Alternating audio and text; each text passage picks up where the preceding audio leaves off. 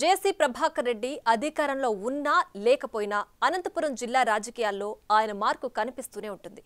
ఆయన ఏం చేసినా కూడా సంచలనమే.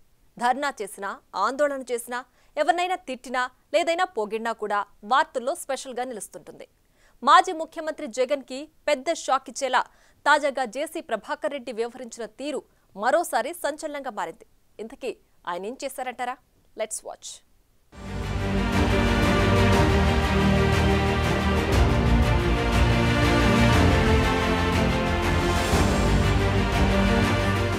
అనంతపురం జిల్లా టీడీపీ సీనియర్ నాయకుడు, తాడిపత్రి మాజీ ఎమ్మెల్యే, ప్రస్తుత తాడిపత్రి మున్సిపల్ చైర్మన్ జేసీ ప్రభాకర్ రెడ్డిపై మీడియా అటెన్షన్ ఉంటుంది. మీడియాను తన చుట్టూ తిప్పుకుంటారో లేదా మీడియానే ఆయన చుట్టూ తిరుగుతుందో తెలియదు కానీ ఆయన అంతలా వార్తల్లో నిలుస్తుంటారు. ఇక జేసీ ప్రభాకర్ రెడ్డి తాజాగా మాజీ ముఖ్యమంత్రి జగన్ తల్లి వైఎస్ విజయమ్మను కలిసి అందరినీ ఆశ్చర్యపరిచారు.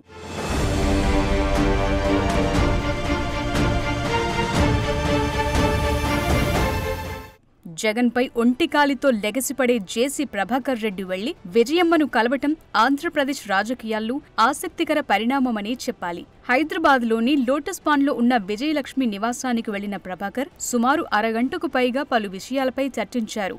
ఆమె ఆరోగ్య పరిస్థితి, యోగక్షేమాలు అడిగి తెలుసుకున్నారు. విశ్వసనీయ వర్గాల సమాచారం మేరకు ఈ భేటీలో ఏపీ రాజకీయ పరిస్థితులు, జగన్, వైఎస్ షర్మిల రాజకీయ భవిష్యత్పై కూడా చర్చించినట్లు తెలుస్తోంది. అయితే ఈ భేటీలో ఎలాంటి రాజకీయాలు లేవని, కేవలం యోగక్షేమాలు తెలుసుకోవటానికేనని జేసీ సన్నిహిత వర్గాలు చెబుతుండటం గమనార్హం.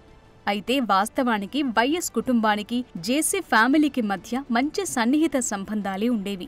వైఎస్ హయాంలో 2 దశాబ్దాలకు పైగా జేసీ బ్రదర్స్ కాంగ్రెస్లోనే ఉన్నారు. అప్పట్లో ఓ వెలుగు వెలిగారు కూడా.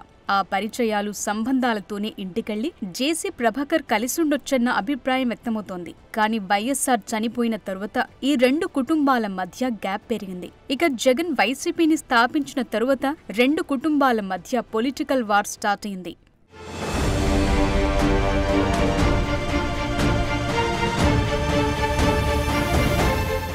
2014 ఎన్నికల ముందు జేసీ ఫ్యామిలీని వైసీపీలోకి ఆహ్వానించారన్న ప్రచారం జరిగింది. అయితే విజయసాయిరెడ్డి పార్టీలోకి రావాలంటే పార్టీకి 30 కోట్ల వరకు ఫండ్ ఇవ్వాలని జేసీ సోదరులకు షరతు పెట్టారట. దాంతో ఆ గ్యాప్ మరింత పెరిగిందని అప్పట్లో పెద్ద టాక్ నడిచింది. జేసీ సోదరులు టీడీపీలో చేరి 2014 ఎన్నికల్లో గెలిచారు. అనంతపురం ఎంపీగా దివాకర్ రెడ్డి, తాడిపత్రి ఎమ్మెల్యేగా ప్రభాకర్ రెడ్డి విజయం సాధించారు. అప్పట్లో ప్రతిపక్షంలో ఉన్న వైసీపీ నేతలు జేసీ బ్రదర్స్ ను ఒక రేంజ్ లో టార్గెట్ చేశారు.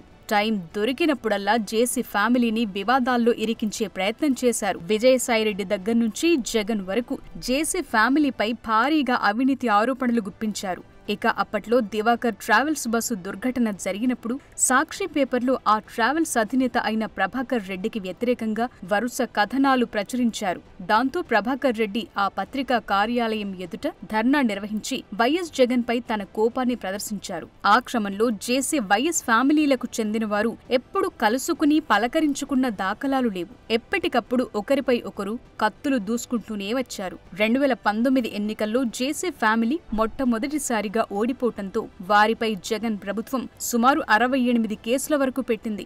దాదాపు 80 రోజుల పాటు ప్రభాకర్ రెడ్డి, ఆయన కుమారుడు జేసీ అస్మిత్ రెడ్డి జైలు జీవితం గడపాల్సి వచ్చింది. వారి ఆర్థిక మూలాలను దెబ్బకొట్టడానికి దివాకర్ ట్రావెల్స్ ని, త్రిశూల్ ఫ్యాక్టరీని సీజ్ చేయించడంతో పాటు గత 5 ఏళ్లు వారిపై జగన్ సర్కార్ కక్షగట్టినట్టే వ్యవహరించింది.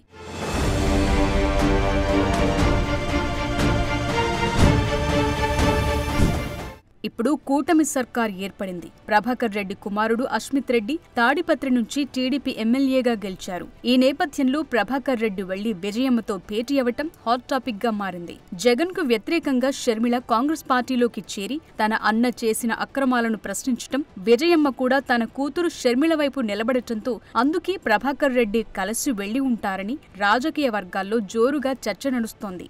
వారి భేటీపై మరో ఆసక్తికర వాదన కూడా వినిపిస్తోంది. షర్మిల రాజకీయ భవిష్యత్ కోసం విజయమ్మ ఆయన్ని సలహాలు అడిగారని, జగన్ పార్టీ అంత ఘోరంగా ఓడిపోవటం వెనుక గల కారణాలను ఆమె అడిగి తెలుసుకున్నారన్న టాక్ వినిపిస్తోంది. అయితే ఈ భేటీపై ఫేస్బుక్ వేదికగా క్లారిటీ ఇచ్చారు జేసీ ప్రభాకర్ రెడ్డి అనుచరులు. ఇది కేవలం మర్యాదపూర్వక భేటీ అని, ఆయన వారి యోగక్షేమాలు అడిగి తెలుసుకున్నారు తప్పించి రాజకీయం లేదని ప్రకటించారు. అయినా కూడా ఈ భేటీపై చర్చలు ఆగటం లేదు. ఎవరికి తోచిన అభిప్రాయం వారు వ్యక్తం చేస్తున్నారు. మరెంతైనా ఆ భేటీ నేటి పాలిటిక్స్ లో వెరీ వెరీ స్పెషల్ కదా.